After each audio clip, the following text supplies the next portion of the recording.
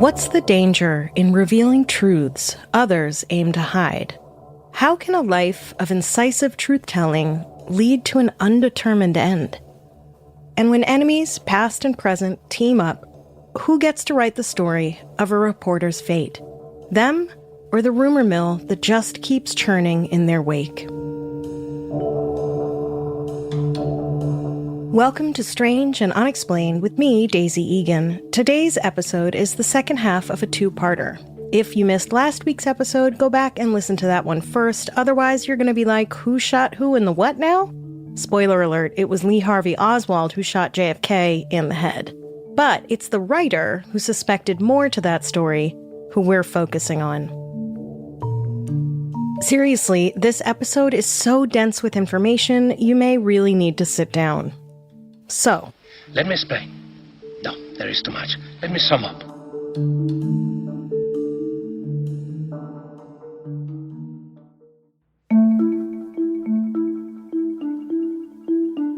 Dorothy Kilgallen worked her lady reporter ass off through the mid-1900s to rise through the ranks and become a true media force.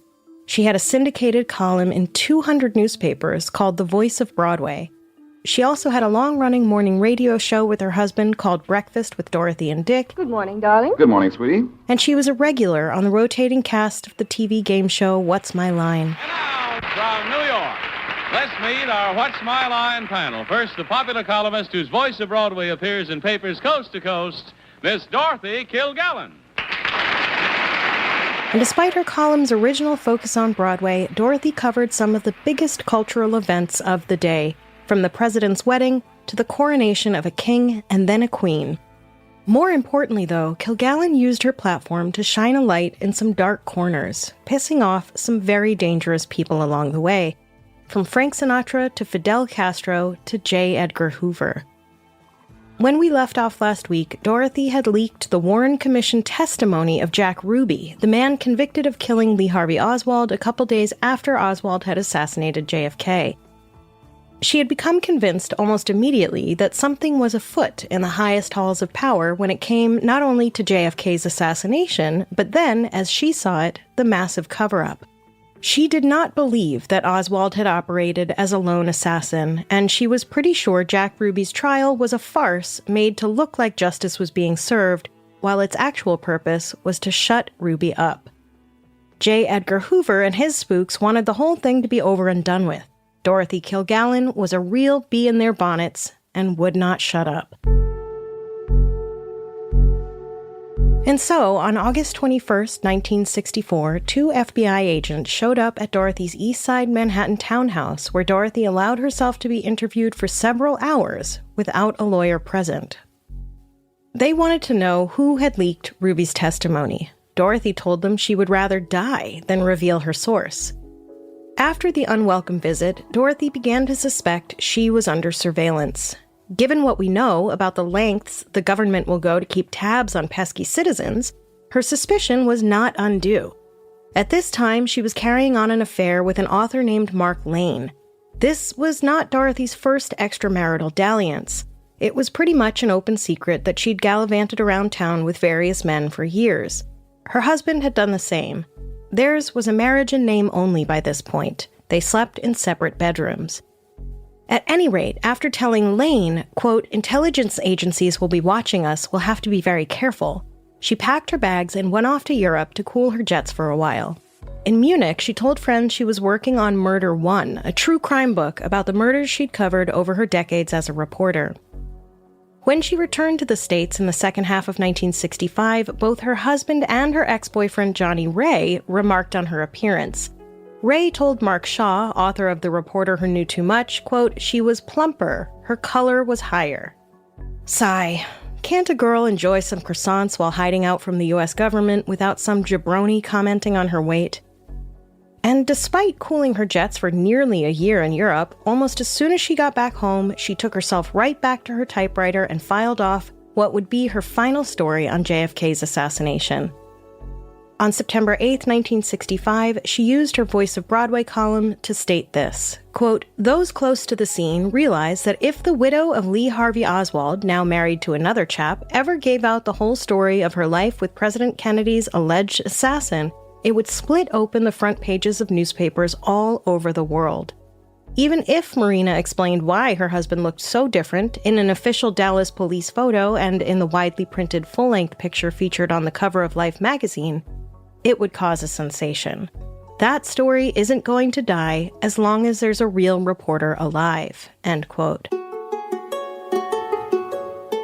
And then, in October, she told one of her hairdressers, Charles Simpson, she'd gathered information that could cost her her life, and she had to go to New Orleans to follow up on it. She asked her other hairdresser, Mark Sinclair, to accompany her. It's probably worth noting here that in this day, a woman's hairdresser was probably the closest thing she had to a therapist. Sinclair was prominent in his own right. He was sought after enough that he had his own press agent. After everything unfolded, in a videotaped interview, Sinclair would say, quote, "She didn't tell me why we were going. She just asked me if I could go with her, and I said yes. She told me how I was to travel, where I was to go, what I was to do, and I'd never been to New Orleans, so I didn't know anything about it. We didn't even travel on the same plane together. I went directly to my hotel, we talked on the phone, and then I went over to her hotel and had dinner, and then I went back to mine," end quote. But whatever plan Dorothy had for Sinclair, he never found out. He went on to say, quote, "And the next morning I was supposed to do her hair and makeup, and she called me at my hotel and said, 'I want you to go to the airport. I've left a ticket for you. I want you to go back to New York and never tell anyone you came to New Orleans with me.' And I said, okay, and I left," end quote. Sinclair was, understandably, pretty upset at having been sent away for reasons unknown, but in another interview, he said that he knew she believed there was a conspiracy around JFK's assassination, and perhaps it all had something to do with that. He said, quote, "She didn't tell me much about that meeting, period, never did, and I knew enough not to ask anymore. There were certain things where she drew a blank wall. She just didn't want me to know any more about it. Maybe she was frightened at that point," end quote. There was another trip planned for New Orleans, during which Dorothy told her What's My Line makeup artist Carmen Gebbia she was going to meet a source about JFK. In an interview later, he recalled she said, quote, "It's very cloak and daggerish. I'm going to meet a source whom I do not know but will recognize who is going to give me information about this case," end quote. Later, Gebbia told author Lee Israel that Dorothy, quote, "said to me several times, 'If it's the last thing I do, I'm going to break this case,' end quote. Hairdresser Charles Simpson would later say that she admittedly stopped sharing information she'd learned with him because, quote, "After what I found out now what I know, if the wrong people knew what I know, it would cost me my life." Leading up to her second trip that November, Sinclair recalled paranoid behavior from Dorothy during his frequent visits to her house. Sinclair said she said, quote, "I have to get a gun because someone's going to kill me." And I jokingly said, "Oh, Dorothy, who would want to kill you?" So that started a conversation, and then time elapsed over us talking about this, and she said, "Well, I had to draw a new will," end quote. Remember this for later, stranger. And much like Ray Liotta at the end of Goodfellas, Dorothy's suspicions, while not influenced by comical amounts of cocaine, were right. Or, at least, I think they were right. Shortly after 11 p.m. on November 7th, 1965, after filming an episode of What's My Line, Dorothy and Bob Bach, one of the writers and producers of the show, took a limo to PJ Clark's, a popular Manhattan hangout, for a nightcap. Just before midnight, Dorothy told Bach she had a late date, and Bach walked her back to her limo. Around 1 a.m., she was seen entering the Regency Hotel bar where she sat in a booth in the back. The piano player later recalled she was joined by a man. Coincidentally, one of the contestants on What's My Line from that same evening show was at the Regency that night as well. According to Mark Shaw, contestant Catherine Stone later told investigative reporter Catherine Phobel in a taped interview, quote, "When we walked in, there was this big, beautiful, long baby grand piano. It was over there on the left. And then over to the right, way back in the corner, was sort of like a curved booth. This is where Dorothy was, definitely in that corner, right there. And the man was sitting right next to her, and I mean close, because they were talking where they didn't want anyone to hear, you know? I could see they both had a drink. There wasn't any laughing, people joking, this and that and the other. They were talking, and the reason I know this is for the fact I kept an eye on her because I wanted to talk to her afterward to tell her, that I enjoyed being there. Happy she guessed my line, so on and so forth. In other words, you wouldn't have felt like going up there. I knew they were talking business, serious business of some kind. I had that feeling." End quote. Stone said she didn't know who the man was, but that she, quote, had the impression he was younger than Kilgallen. Dorothy was still at the bar around 2 a.m. I'm sure this wasn't unusual for her, or really for anyone getting off work at 11 p.m. It takes a while to unwind. The only reason her movements were noted that night was because at 9 a.m. the next morning, Dorothy was found dead in her home, in bed.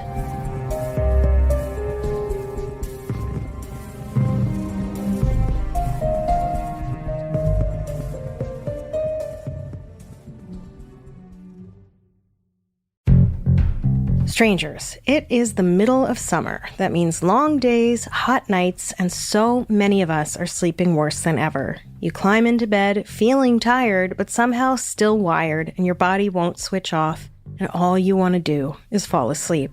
Here's what most people miss. Summer quietly drains your magnesium. Every time you sweat, a hot afternoon, a workout, a travel day, you lose magnesium. And magnesium is exactly what your body needs to relax, recover, and actually sleep. That's why you want to keep Magnesium Breakthrough by Bioptimizers on your nightstand all summer long.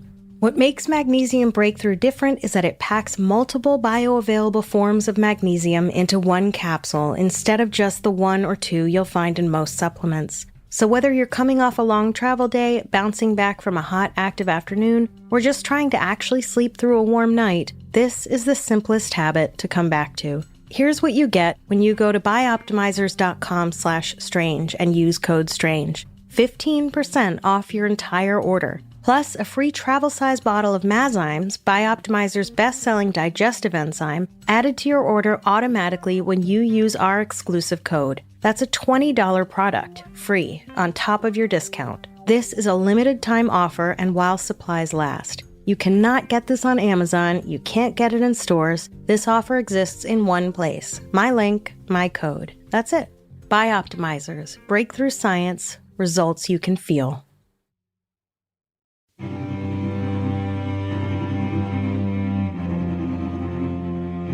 At 9 a.m. on November 8th, Dorothy's hairdresser, Mark Sinclair, arrived at her townhouse on East 68th Street to do her hair for the day. Rather than being up and ready, Dorothy was still in bed. However, she was not in her bed. Rather, Sinclair found her in the main bedroom, a bedroom she did not normally sleep in and generally tried to avoid, as it was the bed and bedroom in which she caught her husband sleeping with another woman some years before. Since then, she and her husband slept in separate bedrooms, neither of which were the main bedroom where Dorothy was now in bed. Later accounts from a business partner and Dorothy's other hairdresser, Charles Simpson, confirmed that Dorothy hated the room and generally avoided it. The bedside light was on, Dorothy was sitting up, and, as Mark Shaw recounted Sinclair's account, she was, quote, clad in a blue robe, still wearing her makeup, hairpiece, and false eyelashes. The covers were pulled up and a book was found by her. The air conditioning was turned up in a way that was so unusual that Sinclair noticed it prior to finding her body. 2 glasses were on the bedside table, end quote. When Sinclair went to rouse her, he realized she was dead. Rigor mortis had begun to set in. He rang for Dorothy's butler, James, who he said then ran into the room and was very flustered and, quote, not at all himself. Though one could hardly imagine someone being calm, cool, and collected upon discovering any dead body, let alone the dead body of one's employer. Also, Sinclair noted there was a piece of paper on the floor near the door, as though it had been slid underneath. But that piece of paper, never mentioned anywhere else. In an interview later, Sinclair said, quote, I was very upset, so I turned to James and I said, I'm going home. You can reach me there if you want to, and I left the building. When I got downstairs and went out the front door, there was a police car sitting in front of the house. There were 2 officers in it, sitting right dead in front of the house. They didn't pay any attention to me when I came out. I find it very strange that they were sitting there dead in front of the house, and Dorothy was dead upstairs. Sinclair did not think he was the first one to discover Dorothy's body, despite the calm state of affairs when he arrived. When a newspaper reported that Dorothy was discovered by a maid, Sinclair apparently said, quote, "They mixed that all up, but I don't think I was the first one to find Dorothy. I've never thought that," end quote. Indeed, Dorothy's husband, Richard, was in the house at the time, though it's unclear where he was when Sinclair arrived. And despite there being a police car with officers in it parked in front of the house, no one had called the police to report Dorothy's death. By the time police were informed and arrived some hours later, Richard was quite drunk. Author Shaw writes, quote, "Why did Richard wait to inform them?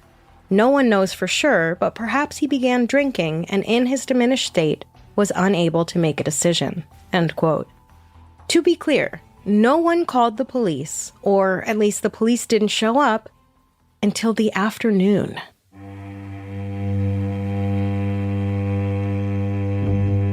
Ibn Hassan, a young college student and live-in tutor, told police the house staff was rushing around the house around 9 a.m. And when he asked the butler what was going on, the butler said, "Dorothy died. She may have drank too much." That's an odd conclusion to come to when there was apparently no signs of alcohol anywhere around Dorothy, and she wasn't known to drink to excess. Apparently, Dorothy made a phone call from the Regency Hotel bar at 2:20 a.m. to Dave Spiegel, the manager of a Western Union. No one knows what that call was about because no one seemed to ask Spiegel what the call was about. Maybe it was totally normal for someone to call a Western Union manager at 2:20 in the morning? I have to assume she called him at work, which means she was sending something, money, a telegram? What it was and to whom, I have no idea. At any rate, as police pieced together the timeline, they figured she likely got home around 2:30 a.m. The Regency was only a few blocks from her home, though I don't know what evidence they have that she left the bar after making the phone call. Perhaps it was witness accounts. So if she did leave the Regency just after making the phone call, she would have gotten home around 2:30. And because rigor mortis had begun to set in when Sinclair found her just after 9 a.m., she had to have died sometime between 2:30 and 7 a.m. Live-in tutor Hassan said he did not recall seeing a police car in front of the house when he left at 9 a.m., which, if his recollection was right, would mean he likely left a few minutes before Sinclair arrived, who said it was 9 or just after 9 when he arrived.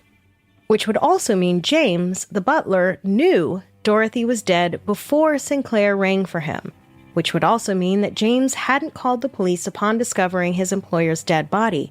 But also, Sinclair did not seem to notice the house staff rushing around as Hassan did. Also, it bears wondering, why didn't Hassan call the police? Why didn't Sinclair knock on the police door and let them know Dorothy was dead?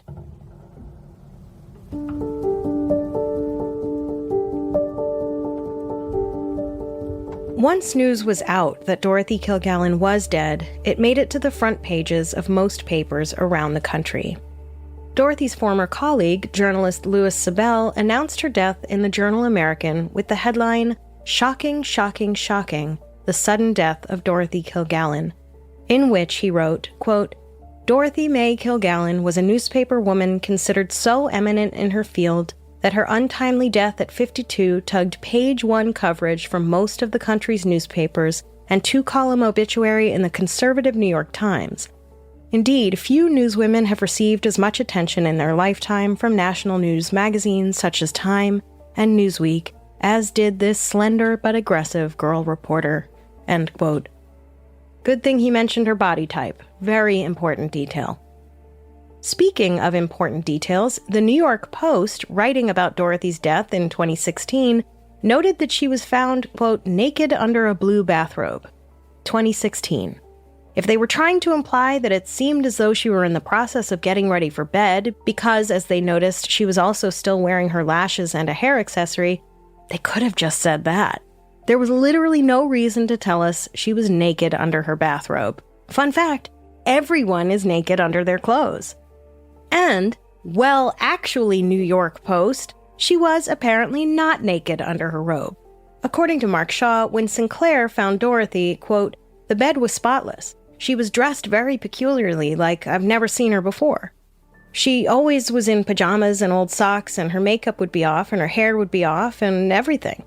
This morning, however, she was completely dressed like she was going out. The hair was in place, the makeup was on, and the false eyelashes were on. She was attired in a blue matching peignoir and robe. Sinclair insisted that this was the kind of thing she would never wear to go to bed. End quote. So not only was she not naked, but it's actually important how she was dressed because that, in and of itself, was unusual. I'm not a journalist. The journalists at the New York Post, however, are supposed to be journalists. This, stranger, is why it is sometimes so easy to get things wrong. Occasionally, someone will send me an email yelling at me to check my facts when I am indeed trying to check my facts so much that I end up mired in 8 different accounts of the same event with vastly differing details. It's like I'm trapped inside Rashomon and I don't know which narrators are the most reliable ones. Dorothy's autopsy determined her cause of death was, quote, an accidental overdose of alcohol and barbiturates, though it is also noted the manner of her death was unknown. The medical examiner said it would not have taken a significant amount of medication to accidentally overdose if she was also drinking. Sure, however, there was found to be an estimated 15 to 20 pills in her system. Unless one is regularly abusing prescription drugs or intentionally trying to kill oneself, one does not ingest 15 to 20 pills of any kind, especially when one is not known to abuse prescription drugs. However, the medical examiner told the press, quote, that the quantities of alcohol and barbiturates in her bloodstream had not been excessive, but he added that the combination had caused a fatal depression on the central nervous system, which in turn caused her heart to stop, end quote. Listen, I'm no medical examiner, so I don't know how any of this works, but this whole thing is confusing to me. 15 to 20 pills seems excessive to me, and I thought they couldn't determine the manner of her death, but here he's saying her heart stopped? Is that not the manner? More on all of this a little later. The piece from the Post in 2016 noted, quote, after an autopsy, the city's chief medical examiner, James Luke, put on Kilgallen's death certificate acute ethanol and barbiturate intoxication, circumstances undetermined. Luke ruled her death accidental, caused by a combination of sleeping pills and booze. Quickly closing the case, the city left a tarnished image of Kilgallen as a possible drug abuser and alcoholic, end quote. Please note, the New York Times had called Dr. Luke the assistant medical examiner, while the Post called him the chief medical examiner. So someone somewhere is all mixed up. And that someone somewhere is me, right here. What is going on?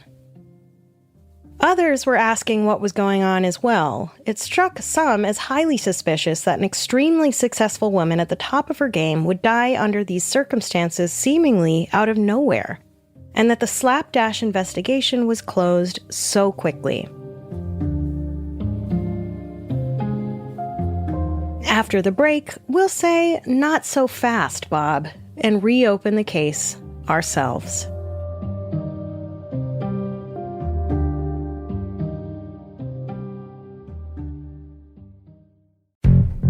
Strangers, I'm no fashionista. I don't follow trends, and I don't really care if everyone is in a skinny or a wide-leg jeans phase. I'm gonna wear what feels good and doesn't empty my wallet. Fortunately, Quince has me covered, and no matter what, I look chic and like I actually do know how to dress myself. That's because Quince makes fashion that is effortless, from breezy European linens to machine-washable silks, all for 50 to 80% less than similar brands. Quince's 100% European linen pants, dresses, and tops are the pieces you'll reach for all summer long. They're lightweight, effortless to style, and start at just $32. And it's not just apparel. Quince also offers elevated essentials for your home, from bedding and bath to kitchen essentials and furniture. I love my Quince sheets. They're as soft as a cloud. Make your summer wardrobe feel easier. Go to quince.com/strange for free shipping on your order and 365-day returns. Now available in Canada, too. That's QUINCE.com/strange for free shipping and 365-day returns. Quince.com/strange.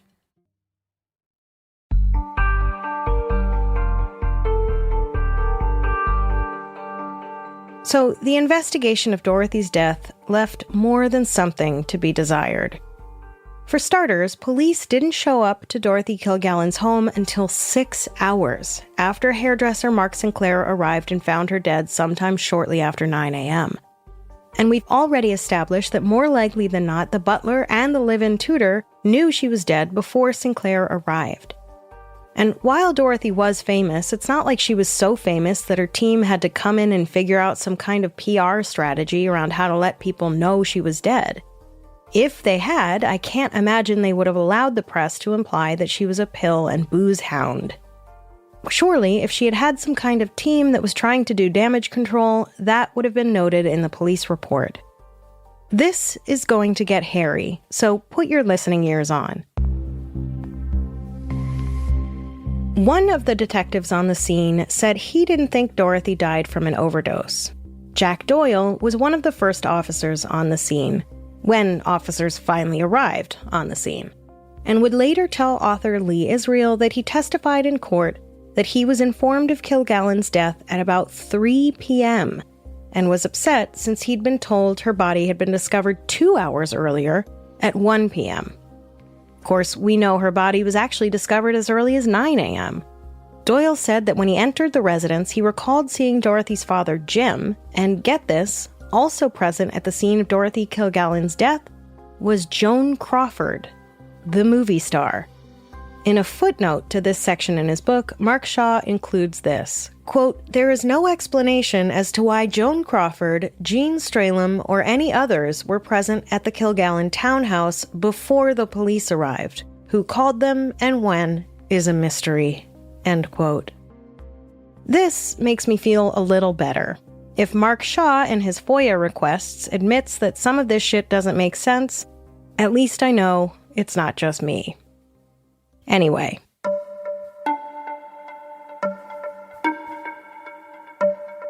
You know what wasn't in Dorothy's house that absolutely should have been? Her extensive file on the JFK assassination. This was her own research she had carefully compiled over months of independent reporting, and one had to assume it included her interviews with sources. I don't believe she carried the thing with her wherever she went, but from what I can gather, it was kept fairly secure in her home. Once everyone was done traipsing in and out of her home that day, it was gone. No one knows where it went, and it has not been recovered to this day. Doyle said Dorothy's husband Richard was, quote, "in no shape or form. He was completely inebriated. I don't even think he knew his own name," end quote. Shaw wrote, quote, "Richard's conclusion, according to Doyle, was that his wife had fallen asleep while she was reading in a half-sitting position. He also noted the reading light was on," end quote. This is hardly the behavior of someone either intentionally trying to overdose or even accidentally overdosing. Who takes 15 to 20 barbiturates with alcohol and then sits up in bed to read a book? Not only that, the book in her lap, The Honey Badger, was one she'd allegedly finished reading some weeks before. That doesn't necessarily mean she couldn't have been reading it again, but I thought that was an interesting note. If it's even true. Who even knows anymore? Speaking of which, it's important to note that author Lee Israel is most known for her spectacular literary fraud. So maybe some of this should be taken with a grain of salt. For more on Lee Israel, check out Amber Hunt's excellent coverage of her in Season 5 of Crimes of the Centuries, Episode 28. And to add even more speculation to this whole thing, amateur internet sleuth Gene Bryant told author Ken Harrison of the San Diego Reader in 2015 that detectives didn't arrive at the scene until they'd learned about Dorothy's death on the news. That, however, I can't seem to verify anywhere else. At any rate, once Doyle was on the scene, he noted an empty bottle of Seconal, a barbiturate typically used for insomnia, on the nightstand. The bottle had contained, according to its label, 50 100-milligram pills. He then went to Dorothy's pharmacy to look at her prescription history. According to Shaw, Doyle, quote, concluded the amount prescribed made him believe she took an average of 2 per night. This was true even when she was overseas. Detective Doyle reported that the empty vial should have been marked as evidence. However, he said, it never made it to the police station or the medical examiner's office. Doyle did not know what happened to the vial, end quote. As thorough as Doyle was with this detail, however, here is a list of potential witnesses that Doyle and his partner, Detective Green, did not interview. Anyone at What's My Line. Any one of the patrons at PJ Clark's the night before Dorothy died. Any one of those who saw her at the Regency Hotel bar or its employees. The Western Union manager, Dave Spiegel. Bob Bach, with whom Dorothy had been out the night before. Catherine Stone, the contestant from What's My Line, who said she saw Dorothy at the Regency the night before she died. Her limo driver. Mark Sinclair, who apparently was the one who found her, except that he wasn't. Charles Simpson, Dorothy's other hairdresser. And there were apparently no substantial interviews at the Kilgallen townhouse with the maid, the butler, any of Kilgallen's children, or the live-in tutor. Dorothy's husband, Richard, was only interviewed once at the scene, at which, by all accounts, he was falling down drunk.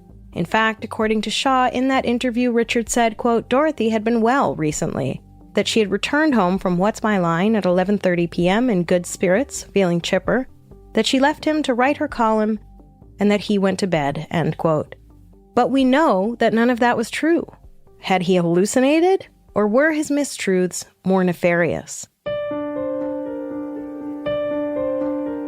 No effort, it seems, was made to suss out who the mystery man Dorothy was seen with at the Regency was, though most believe it was Ron Pataki, a journalist from the Columbus Citizen-Journal who was rumored to be dating Dorothy at the time. That would match Stone's description that the man was quite a bit younger than Dorothy, as she was over 20 years his senior. Neither was Pataki interviewed, nor were any of his colleagues at his paper, nor, I don't think, were any of Dorothy's colleagues at her own paper. Honestly, I don't know who police did interview. Pataki claimed he was interviewed, but there seems to be no record of that interview ever actually happening. And if you think failing to interview key witnesses was the biggest problem with this so-called investigation, just wait. Police also didn't bother to collect fingerprints at Dorothy's home. Regarding the level of blood alcohol in her system noted in her autopsy, which the medical examiner, Dr. James Luke, wrote down as 0.15, this can essentially be tossed out the window since Dorothy had been dead for at least 7 hours before he even arrived at the scene. So there is no way of knowing how much she had to drink by the time she got home the night before, or if she had any more to drink once she was home. Furthermore, there was evidence of Tuinol, another barbiturate for which Dorothy did not have a prescription, in her system. As far as I can tell, there were no vials of Tuinol found at the scene. It seems no one thought this was worth following up on at the time. If she had been prescribed Tuinol, she would have been under strict orders not to mix it with alcohol, as the combination is often lethal. That does not, of course, mean that she could have ignored her doctor's orders, but again, that behavior would have been extremely unlike her. Dr. Luke did not make the presence of the Tuinol known publicly at the time, but it is likely that this finding was why he would not definitively rule her death accidental. He was also evasive in interviews regarding the substances found in her system, his reasons for which remain unclear. A lot of this would remain unclear for many years until Lee Israel took it upon herself to try to solve the mystery. Unlike all the cat poop she was ignoring underneath her own bed, Israel could no longer ignore the copious red flags in the Dorothy Kilgallen investigation.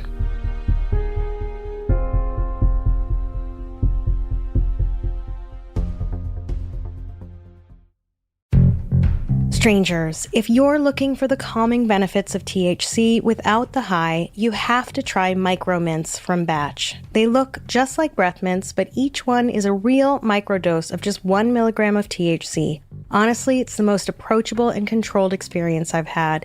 It's more like a glass of wine, without the hangover. You feel relaxed and a little looser, but you're still you. Take one, see how you feel, and if you want a little bit more, just take another. That's it. Each one is only 1 milligram of THC plus 1 milligram of CBD, so you never have that out-of-control feeling. CBD kind of smooths the whole thing out, and they hit fast, like in 15 to 20 minutes. Batch's micro mints actually taste good. Minty, sugar-free, and no weird hempy aftertaste. They come in a slim little tin, super discreet, so you can take them anywhere. Plus, they're gluten, dairy, soy, and seed oil free. Get 30% off your first order when you head to hellobatch.com/strange with promo code STRANGE. That's hellobatch.com/strange with promo code STRANGE at checkout. The 30% off is good towards subscriptions too, so you can lock in that discount on your monthly supply.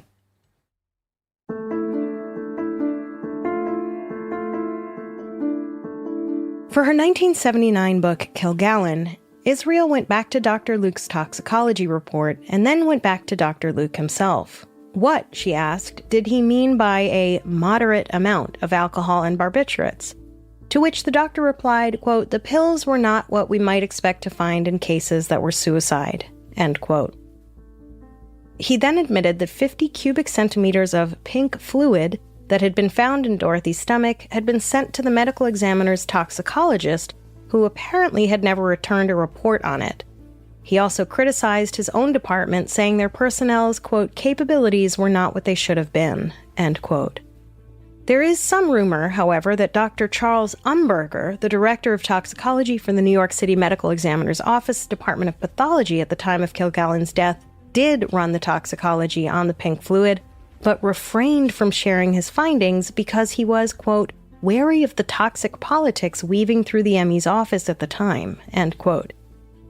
Israel met with a chemist who'd worked closely with Umberger, who she declined to name, but was later revealed to be Dr. John Broich.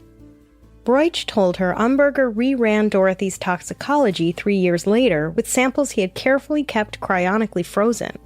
The reason he'd kept her samples? He suspected Kilgallen had been murdered and wanted to keep evidence just in case. I guess he was just waiting for a less politically toxic time.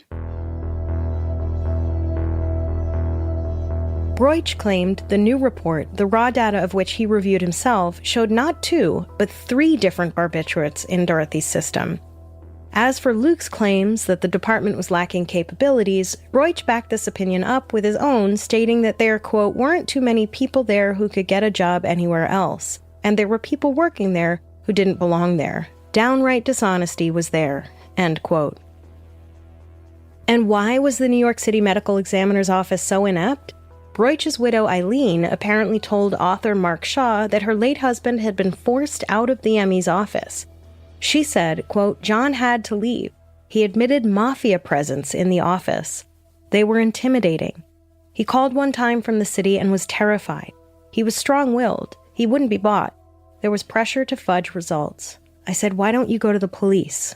John said, 'They can't help me,'" end quote. Remember Detective Doyle, who said he didn't think Dorothy's death was an accident? According to investigative reporter Catherine Foble, Doyle abruptly left the police force within a month of Dorothy's death.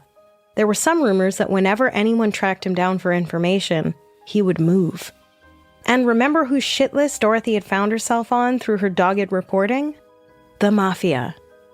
Listen, you can't find a prominent media figure dead in her home under extremely suspicious circumstances, collect no fingerprints or really any other evidence at the scene, interview nary a witness, including those known to be in the same building as the dead woman at the time of her death, or the man she was allegedly dating at the time and had been seen with earlier that evening, and then just be like, well, looks like she suddenly decided to take an immense amount of potentially lethal medication with alcohol and she died. Too bad. Nothing to see here, folks.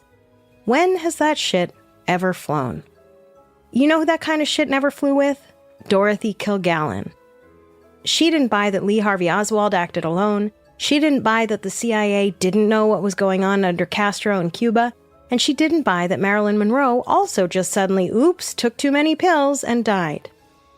Because of the absolute lack of actual investigation that took place during the investigation, no one knows if Dorothy entered her house alone that night. No one knows where her research on the JFK assassination went. No one knows how 3 different barbiturates got into her system. No one knows fucking anything. And so, as per usual, when there are giant black holes of information, they will be filled with theories.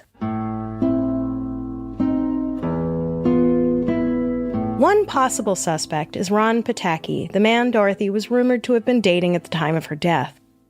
Pataki denies having been with Dorothy the night before at the Regency. Indeed, he denies having even been in New York the night before she died. Though in another interview, he claims to have been in the audience of What's My Line at Dorothy's final taping. Indeed, lots of details that Pataki gave over the years seem to change quite a bit. According to journalist Sarah Jordan in a piece from Midwest Today in 2007, Pataki was quite the ladies' man. He'd been engaged to a famous singer, dated Mia Farrow, and apparently bragged that he, quote, dated half of the females in Hollywood. In her piece, Jordan wonders why a man with his apparent track record would be interested in a woman, quote, old enough to be his mother. Sigh. But Pataki insisted that for as close as they were never physically intimate. He told Jordan, quote, I knew Dorothy better than anybody. We talked daily. If we missed a day, we were aware we missed a day. Let's put it that way. It was not a love affair. Well, it was a love affair, but not a physical love affair. She was a sweet lady. My best friend in the whole world. End quote. They traveled to see each other often and apparently also traveled together to Europe. But Mark Shaw says that Bob Bach, with whom Dorothy had had drinks at P.J. Clark's that night, was, quote, under the impression that she was headed off to meet up with Pataki afterward. But Pataki still insisted he wasn't in New York that night. Later, he said he thought he'd talked to her on the phone that day. Jordan wrote, quote, asked if she sounded suicidal. He said, no, the last time I talked to her, she was just normal. She always called herself my New York secretary and Susie Cream Cheese. This is your New York secretary reporting in. That's how every call began from her. End quote. I don't want to know any more about that nickname.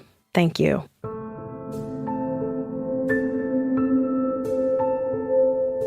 In a videotaped interview with Catherine Phobel, Dorothy's hairdresser Mark Sinclair makes his own theory known. Author Mark Shaw reported on the interview in his book, in which Sinclair said, quote, I think Pataki was the snitch. She was telling him so much about the JFK assassination investigation, and that's that. End quote.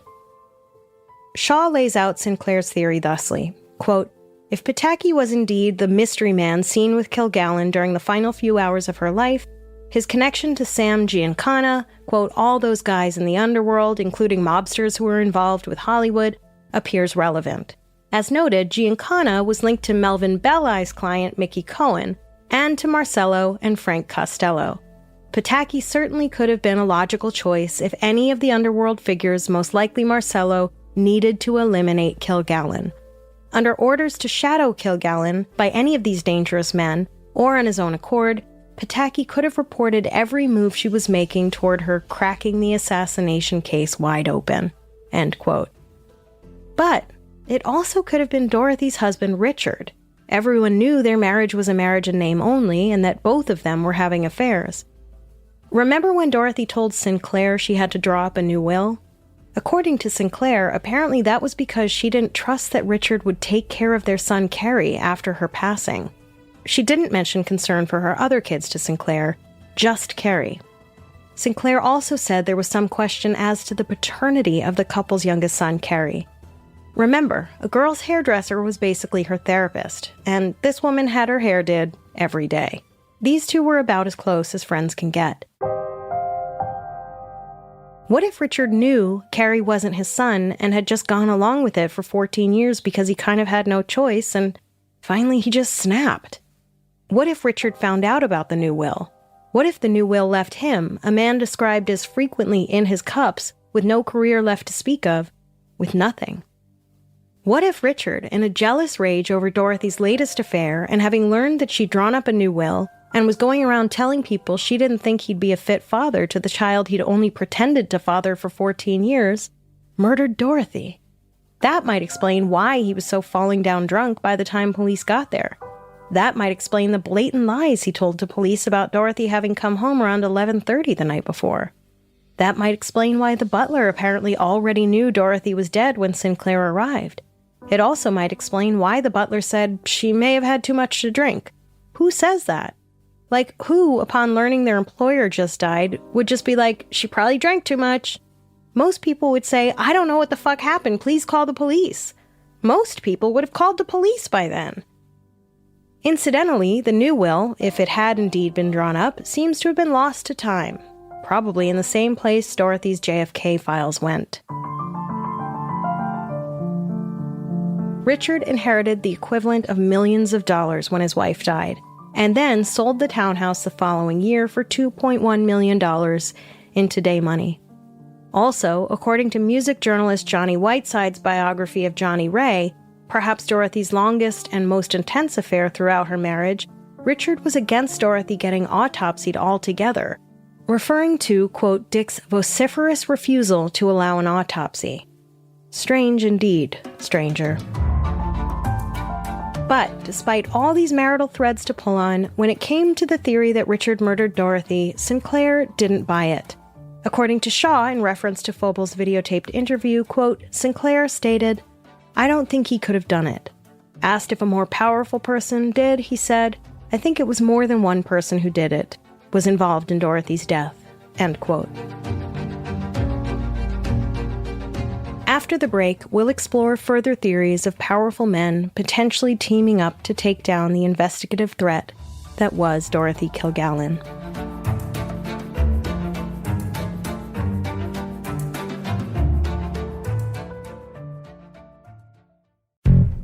Strangers, I'm so excited to tell you about our sponsor, Avocado Green Mattress. Their certified organic mattresses sleep cool, relieve pressure, and support your body so you can enjoy deep, restorative sleep. They don't use polyurethane foams. Instead, every mattress uses healthy, natural materials. They're even handmade. What really got me was being able to go in and feel it for myself. You can actually walk into an Avocado showroom or find their mattresses at a retailer near you, and once you lie down on one, you just know.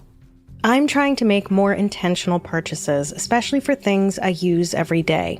Choosing an organic mattress or solid wood bed frame like Avocado's City Bed Frame brings timeless design, quality, and sustainability into your bedroom. Come lie down, see and feel for yourself. Avocado focuses on thoughtful craftsmanship, creating products that feel intentionally made rather than mass-produced. Avocado products are made, not manufactured, and thoughtfully crafted with real materials to deliver lasting comfort and support. You can experience them in person at an Avocado showroom or a premier retailer near you, or shop online at avocadogreenmattress.com/strange to check out their mattress and furniture sale. That's avocadogreenmattress.com/strange. avocadogreenmattress.com/strange.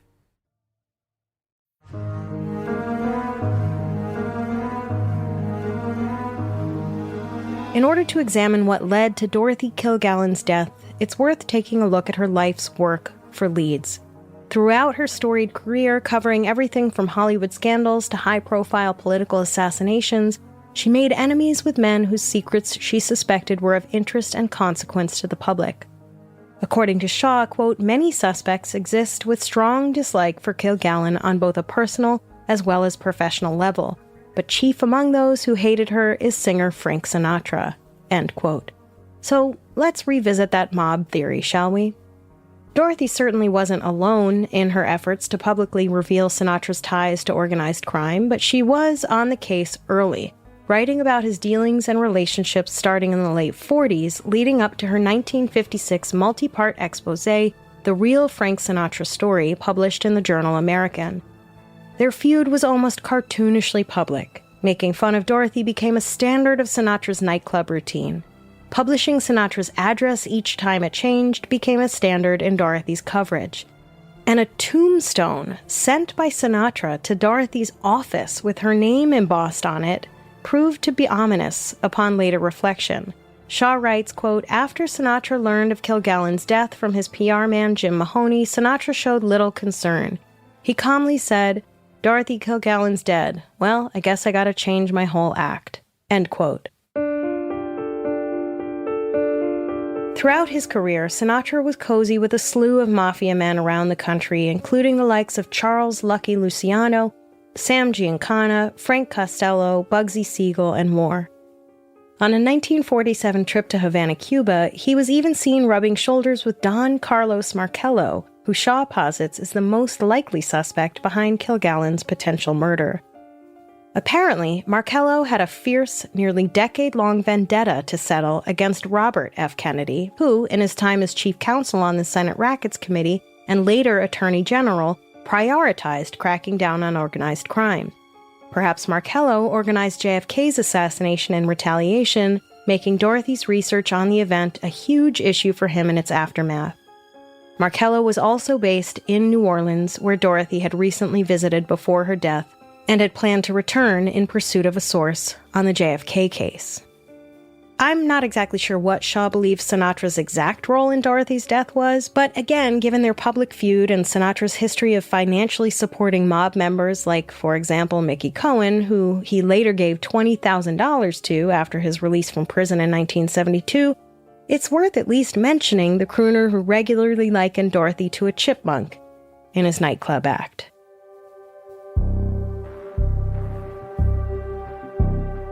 Which brings us to our final theory, that the government had even more reason to shut Kilgallen up before she learned too much about the assassination of JFK. Shaw, again, quote, "The House Select Committee on Assassinations report released in the late 1970s provides a new perspective. From the information gathered, it is clear that if Kilgallen exposed even the whisper of a conspiracy in November 1965 or thereafter, the course of history could have been significantly altered," end quote. Between Mafia man Markello and J. Edgar Hoover, Shaw saw a commonality. They both couldn't risk Kilgallen's investigation resulting in a grand jury probe of JFK and Lee Harvey Oswald's deaths. And, as with many of her enemies, Hoover's utter dislike of Dorothy combined a mix of personal and political reasoning. For one, she mocked the sanctity of the Warren Commission's findings, overseen by Hoover throughout her reporting. She also leaked Ruby's testimony, which sent Hoover's department scrambling in search of a source who could threaten national security further. Not knowing the mole who leaked the testimony hung over Hoover, who was constantly questioned on the matter after. According to Shaw, quote, "Congress even considered an investigation with Hoover as the potential scapegoat," end quote. Ultimately, Hoover's thinking on how to protect a nation in response to such a tragedy was in opposition to Dorothy's, and the potential consequences of her investigation reaching the light of day scared him, not unlike more modern dilemmas of this sort. Quote, "To Hoover's way of thinking, Kilgallen had stolen government secrets, perhaps akin in modern day to Edward Snowden's leaking classified information from the United States National Security Agency. Hoover believed Kilgallen had betrayed her country and should be prosecuted to the fullest extent of the law. Why he did not file charges against the insubordinate reporter speaks volumes about why Hoover feared whatever evidence Kilgallen might disclose in her defense. And, as stated in part 1 of this story, Hoover and the Warren Commission were determined to put the JFK case to rest, with the conclusion that Oswald acted alone. Discussing Hoover's immediate actions after the tragedy, Shaw wrote, quote, "Proof of his intent comes from the director's actions on November 25, 1963. First, he forced the Dallas Police Department to forward all files to the Bureau in Washington. This prevented any investigation on its part. Hoover also told White House aide Walter Jenkins it was critical to have something issued so we can convince the public that Oswald was the real assassin," end quote. And what better way to close the book on a story he didn't want continued than to kill off the writer determined to keep it going? As we Americans know all too well, there are many ways for the federal government to get what it wants from authorities at all levels, including municipal police departments willing to wait up to 6 hours to reach the scene of a mysterious death. Sigh.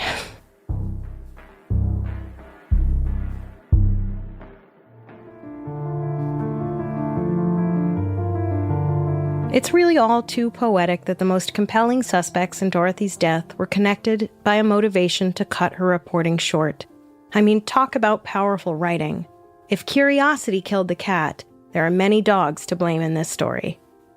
Even if Dorothy wasn't murdered, she was certainly threatened, objectified, disrespected, and limited by a time and place full of scared men.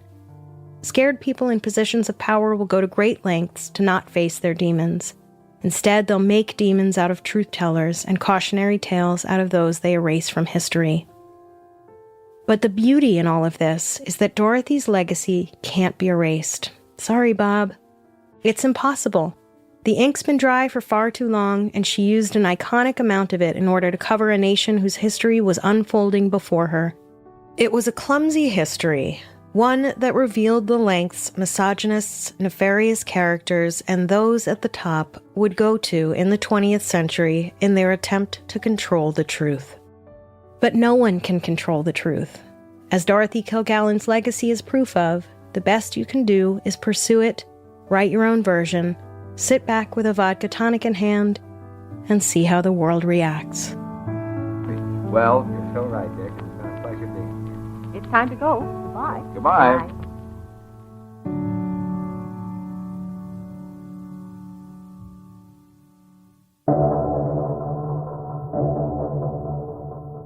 Next time on Strange and Unexplained. In May of 2011, one of the worst tornadoes in this country's history struck the small Missouri town of Joplin.